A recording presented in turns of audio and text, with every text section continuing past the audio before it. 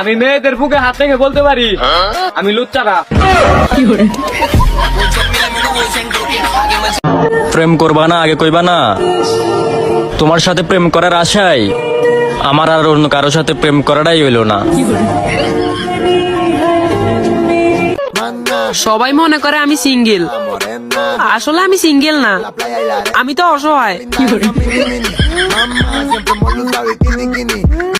কেন জানি না মার্কেটে গেলেই আমার অ্যাটিটিউড বেড়ে যায়, কারণ সবাই ডাকে কিন্তু আমি যাই না।